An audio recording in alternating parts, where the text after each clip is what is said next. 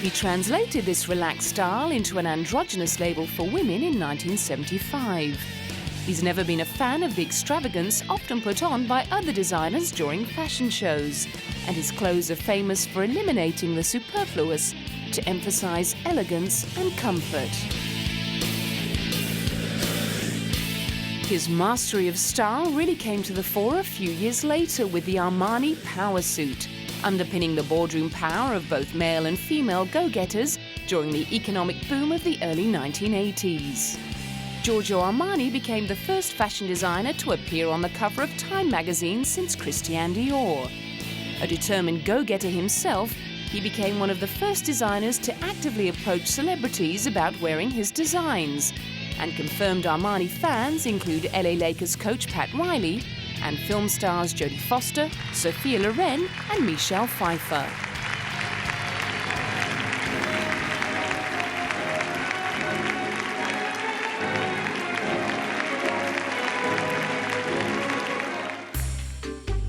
At a recent Armani retrospective at the Royal Academy of Arts in London, more than 500 of his garments were on display, many of which started life on the red carpet at the Oscars or in one of the many films and stage productions Armani has designed the costumes for.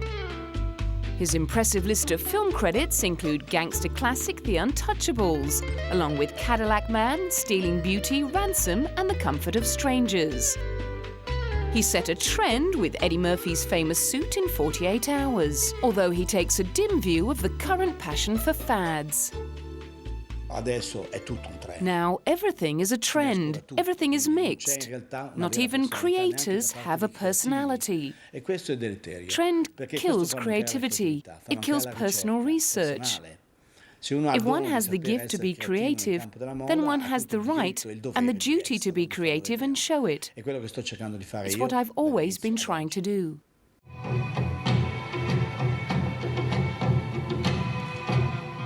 And he has no intention of retiring from the fashion forefront. No, io so che alla mia età molta gente è già in pensione, però la vedo molto triste la gente in pensione. I know that people of my age retire. I see retired people as very sad. I feel exactly as I did when I started.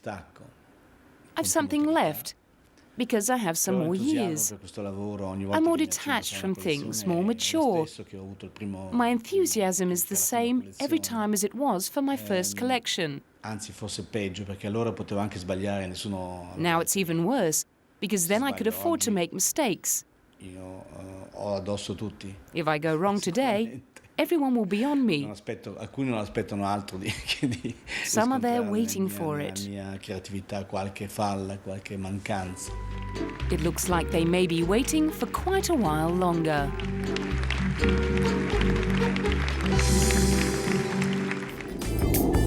Coming up, Michelangelo.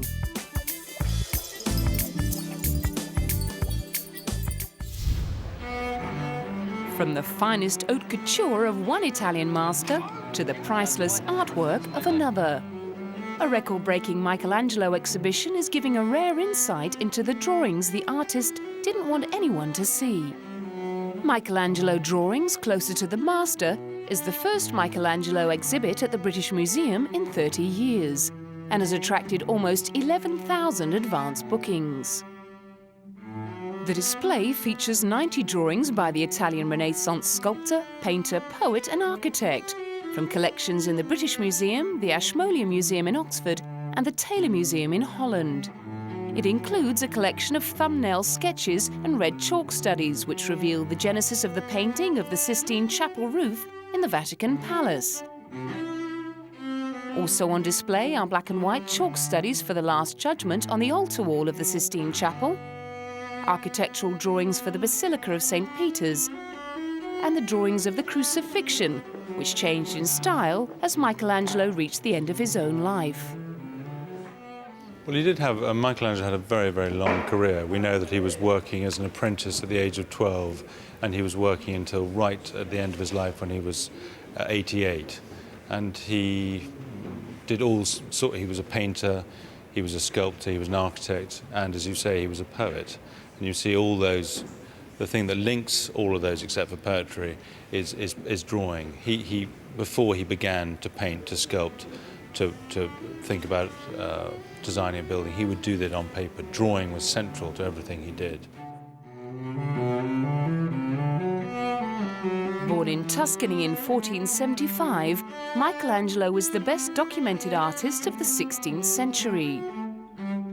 Despite his low opinion of painting, he created two of the most influential fresco paintings in Western art, on the ceiling and altar wall of the Sistine Chapel in Rome. Chapman pointed out Michelangelo himself would not have wanted people to see the technical work that went into his final masterpieces.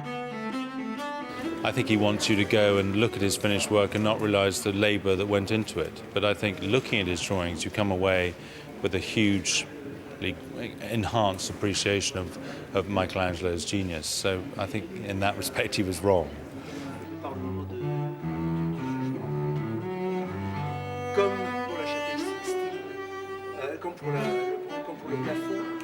Chapman believes the collection at the British Museum sheds a unique light on the man behind the masterpieces and his techniques.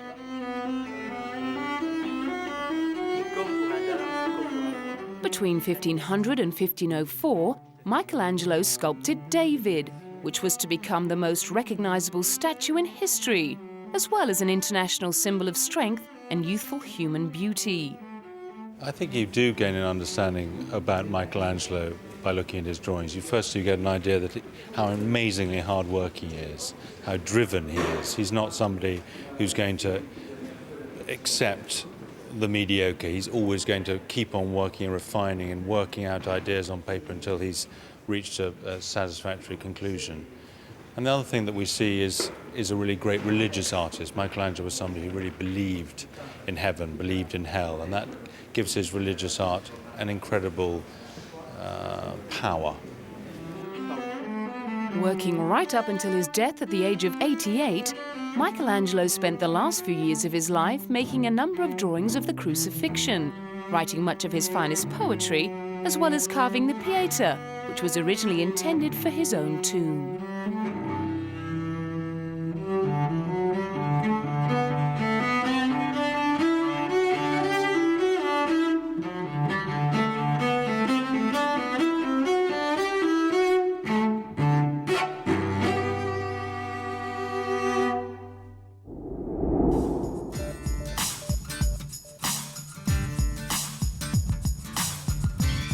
Having acquired a taste for Italian craftsmanship, you might want to drive away in one of these. 35 historic Ferraris dating from 1951 to 1989 went on auction at the exclusive Swiss resort of Gstaad. The top lot, a 1961 Ferrari 250 GT, fetched over 1.5 million Swiss francs. Yellow, blue, white, silver, black, and of course red. There was one for every taste at Bonham's annual Ferrari sale in the exclusive Swiss resort.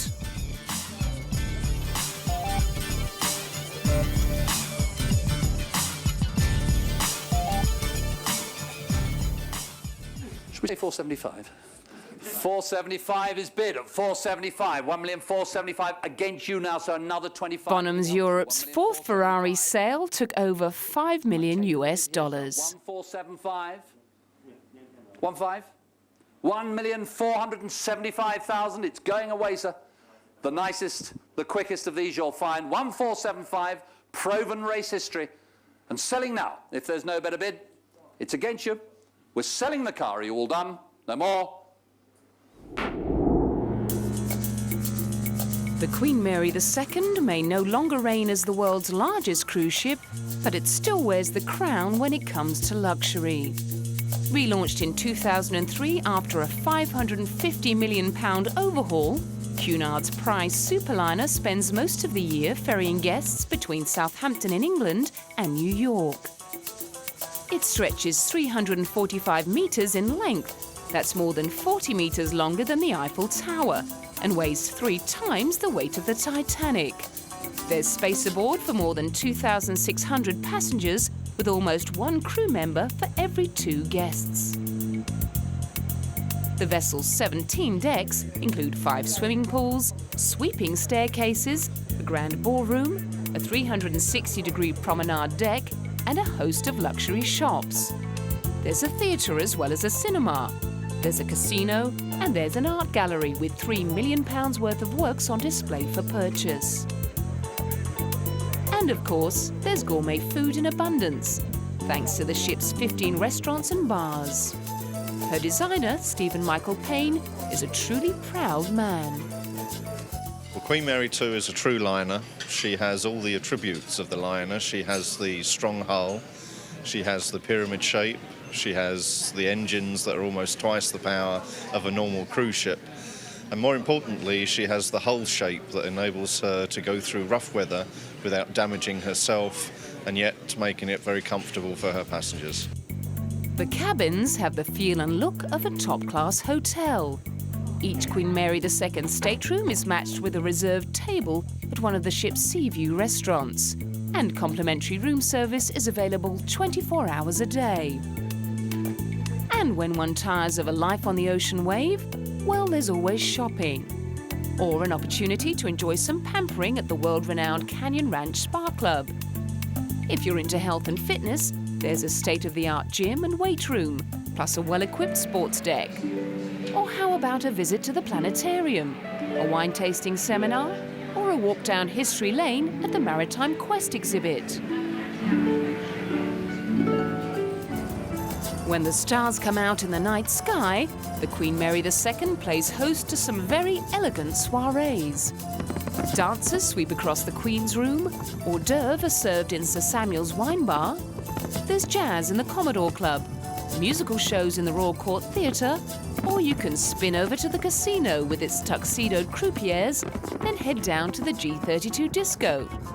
Or just retire to the chart room and the crooning tunes of a cabaret singer.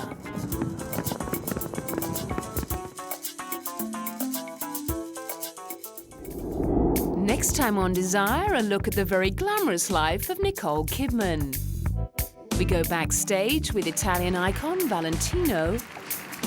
We sneak a peek inside the world's most expensive car. And take a tour of the very royal Monaco. Remember to be careful what you wish for. You may just get it.